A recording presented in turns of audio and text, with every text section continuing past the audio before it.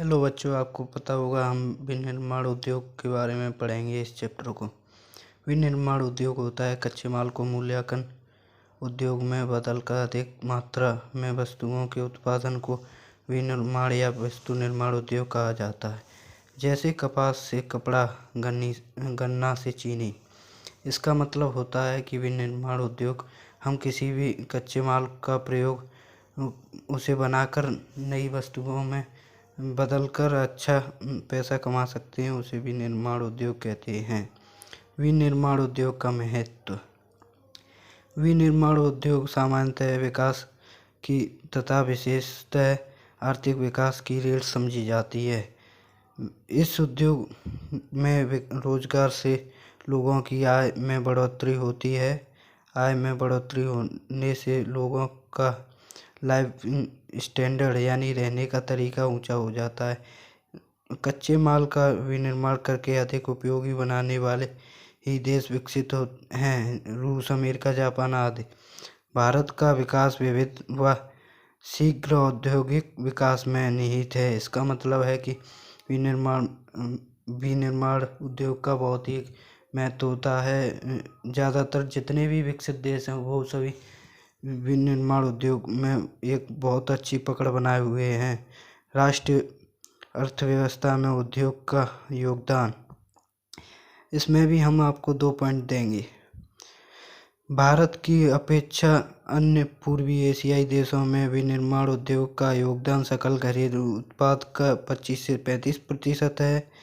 वर्ष 2003 में विनिर्माण उद्योग का विकास 9 से 10% प्रतिवर्ष से हुआ है। इसका मतलब है कि विनिर्माण उद्योग तेजी से पनप रहा है और 2003 में 9 से 10% प्रतिवर्ष हो गया है।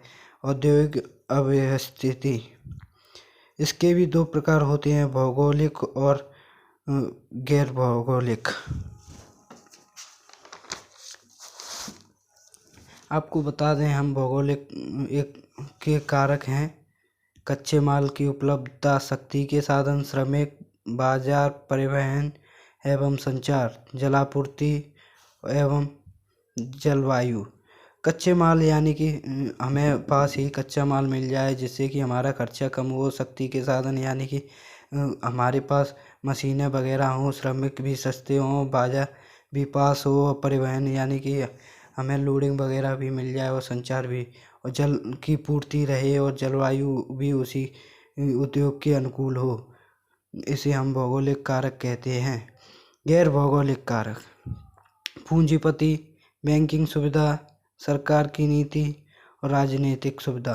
पूंजीपति, इसका मतलब है कि हमें पैसा वाला भी होना चाहिए तभी हम इसको चला सकते हैं उद्योग को। बैंकिंग सुविधा भी होनी चाहिए, सरकार की नीति के अनुसार हमें चलना चाहिए, और राजनीतिक सुरक्षा यानी कि हमें उसी राज्य में उद्योग विकसित करना चाहिए जिसमें हमें सुरक्षित महसूस कर सकें।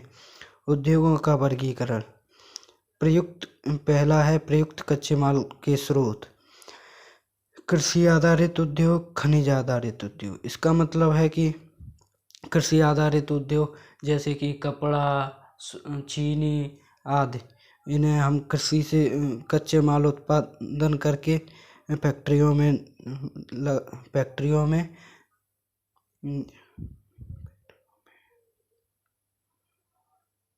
बनाते हैं और चीनी उत्पाद करते हैं, और ऐसे ही काफ़ी चीज़ें उत्पाद करते हैं। और खनिज आधारित उद्योग का मतलब है कि हम खनन क्रिया करके उद्योगों कच्चे खनिज को हम निकाल कर उसे अच्छा खनिज बनाकर लोह वगैरह, ऐसे लोहा अयस्क वगैरह बनाते हैं।